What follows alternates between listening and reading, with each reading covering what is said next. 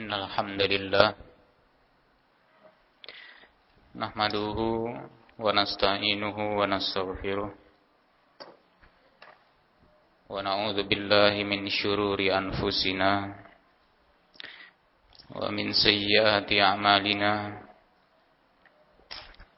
من يهده الله فلا مضل له ومن يضلل فلا هادي له أشهد أن لا إله إلا الله وحده لا شريك له وأشهد أن محمدا عبده ورسوله يا أيها الذين آمنوا اتقوا الله حق تقاته ولا تموتن إلا وأنتم مسلمون يا أيها الناس اتقوا ربكم الذي خلقكم من نفس واحدة وخلق منها زوجها وبث منهما رجالا كثيرا ونساء واتقوا الله الذي تساءلون به والأرحام إن الله كان عليكم رقيبا يا أيها الذين آمنوا اتقوا الله وقولوا قولا سديدا يصلح لكم أعمالكم ويغفر لكم ذنوبكم ومن يطع الله ورسوله فقد فاز فوزا عظيما أما بعد فإن أصدق الحديث كتاب الله وخير الهدي هدي محمد صلى الله عليه وآله وسلم وشر الأمور محدثاتها فإن كل محدثة بدعة وكل بدعة ضلالة وكل ضلالة في النار. Ikhwani fiddin, jamaah sekalian yang dirahmati oleh Allah, alhamdulillah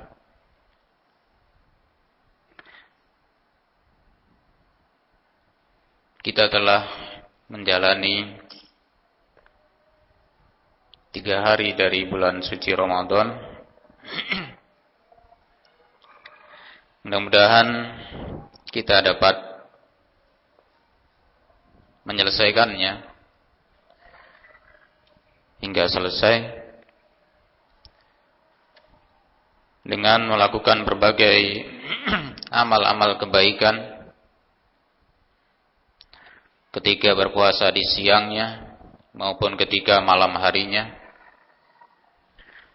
Mudah-mudahan dengannya kita mendapatkan keutamaan-keutamaan yang banyak dan pengampunan dari Allah Subhanahu wa ta'ala. Pada malam hari ini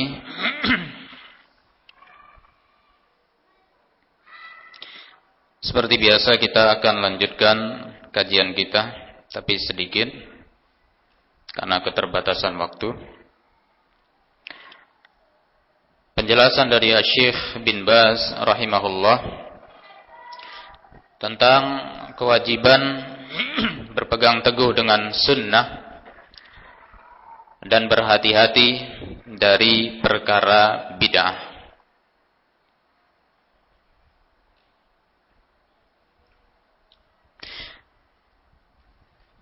Terakhir beliau menjelaskan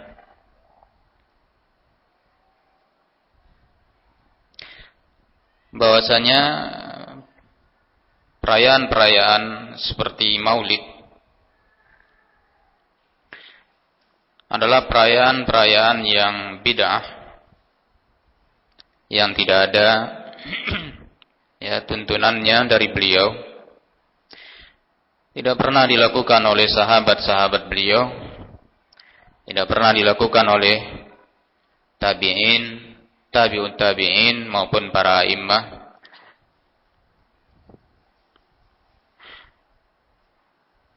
Di samping itu jamaah yang dimuliakan oleh Allah, di samping amalan tersebut, perayaan-perayaan tersebut diantaranya Maulid Nabi adalah perayaan bid'ah, ditemui di lapangan bahwa banyak bermunculan di dalam pelaksanaannya ya berbagai macam kemungkaran-kemungkaran. Kita tidak katakan, Asy-Syaikh tidak mengatakan di semua tempat, di semua perayaan tersebut tidak, tapi pada kebanyakan tempat mereka merayakan Maulid Nabi, di situ terdapat kemungkaran-kemungkaran. Ya, bukan hanya perkara tersebut perkara bid'ah, tapi juga ya diiringi dengan berbagai kemungkaran-kemungkaran yang terjadi. Seperti ikhtilat, terjadinya campur baur antara lelaki dan wanita yang bukan mahramnya. Demikian pula mereka menggunakan musik-musik untuk memeriahkan acara tersebut. Ya, menggunakan musik-musik. Juga mereka menyuguhkan berbagai minuman-minuman yang memabukkan, dan selain itu dari perkara-perkara keburukan. Nah, ini terjadi. Ya, ini terjadi. Dan lebih parah lagi dari itu, kata beliau, terjadi pula di dalamnya amalan kesyirikan. Tentunya syirik lebih besar dari kemungkaran-kemungkaran tadi. Terjadi padanya asyirkul akbar. Ya, syirik yang besar. Seperti mereka bersikap wudu terhadap Rasulullah sallallahu alaihi wa alihi wasallam. Juga mereka berdoa kepada Nabi. Ada yang minta kesembuhan, ada yang minta dilapangkan rezeki dan sebagainya. Ini adalah amal dalam bentuk kesyirikan kepada Allah Subhanahu wa taala yang tentu sangat dimurkai oleh Allah Subhanahu wa taala. Baik, jadi demikian ya, banyak kemungkaran terjadi padanya. Ini menunjukkan bahwa perbuatan tersebut adalah perbuatan yang sangat batil, yang harusnya ditinggalkan oleh kaum muslimin. Kemudian Syekh menjelaskan lebih lanjut di halaman 60.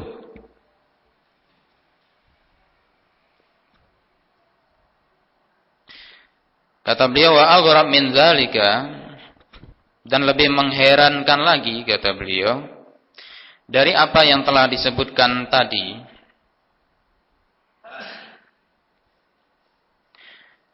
bahwasanya anna ba'dhum, bahwasanya sebagian mereka, sebagian kaum muslimin ya, yang mereka melakukan acara tersebut, mengira yadhun anna Rasulullah sallallahu alaihi wasallam yahdur al-maulid, mengira bahwa Rasulullah sallallahu alaihi wasallam menghadiri maulid itu. Ya.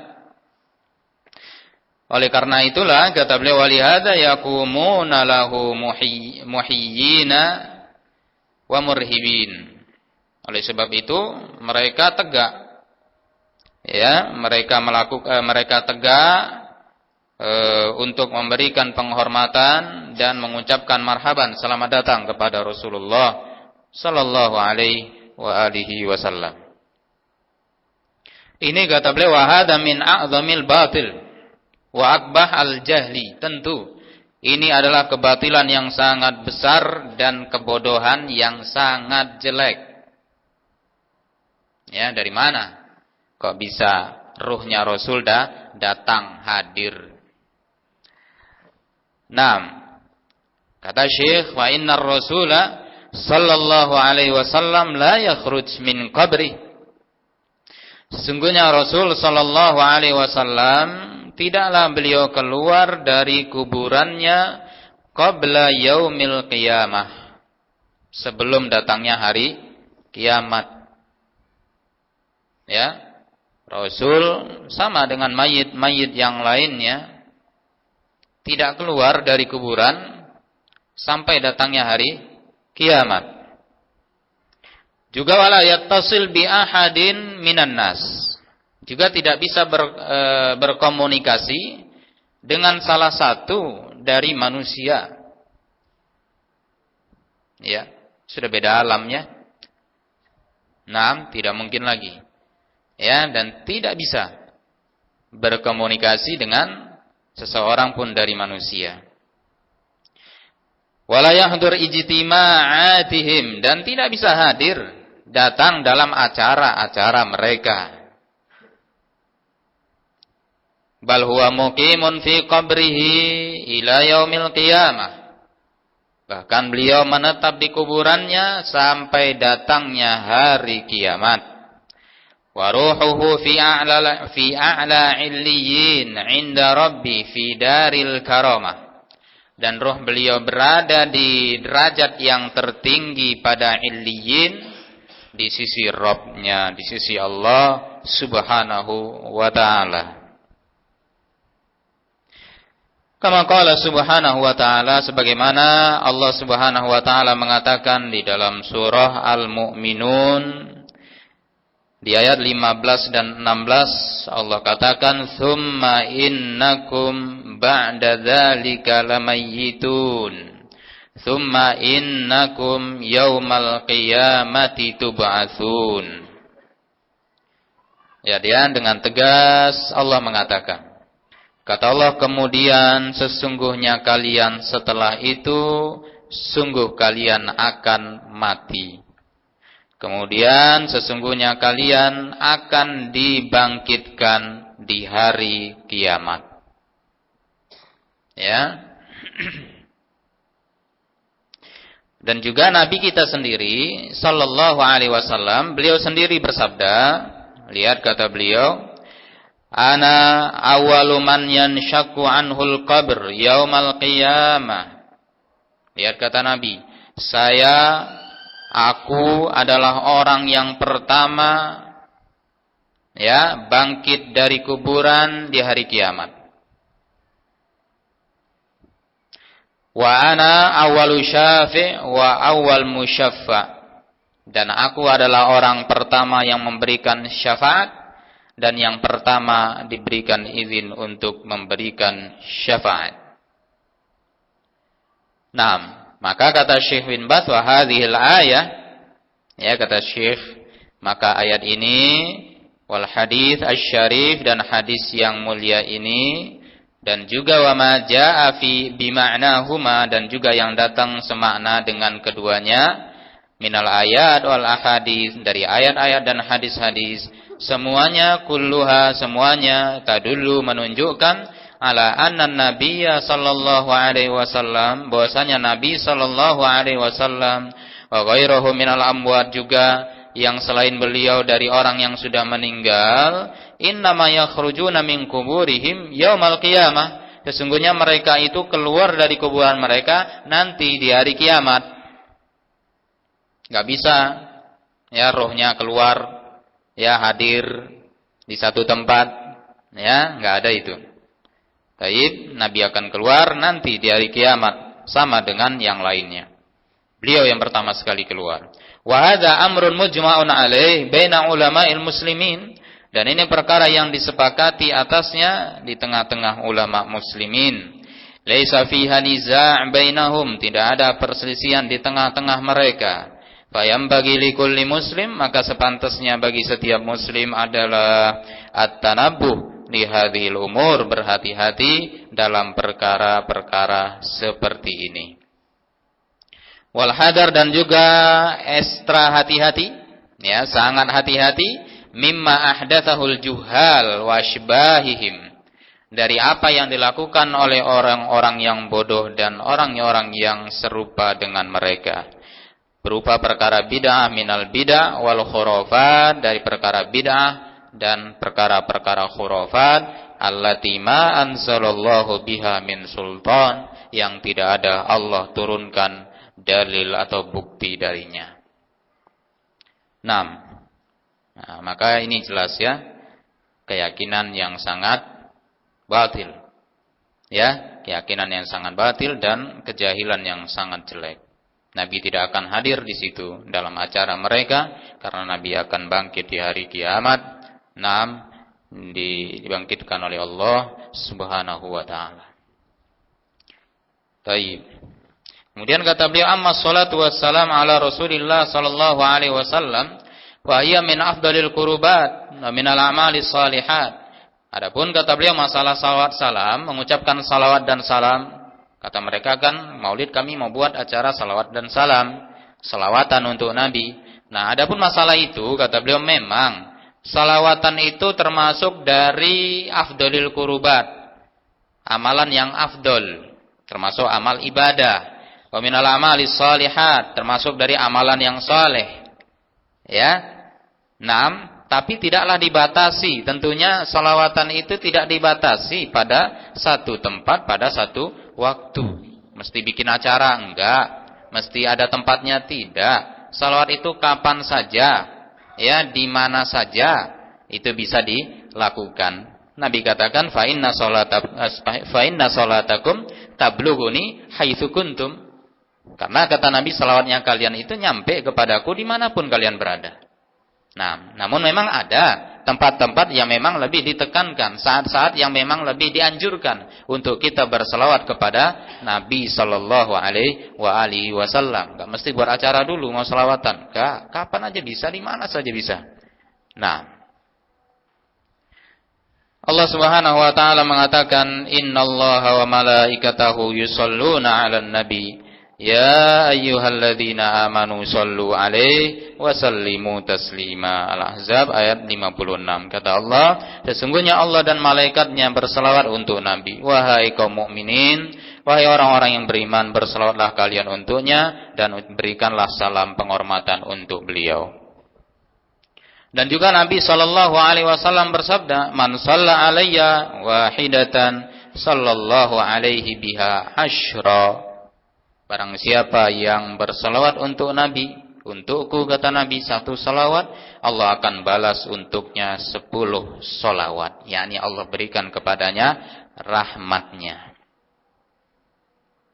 Maka kata beliau wahiyya masyru'ah, maka salawat itu disyariatkan fi jamil awqat, dalam semua waktu.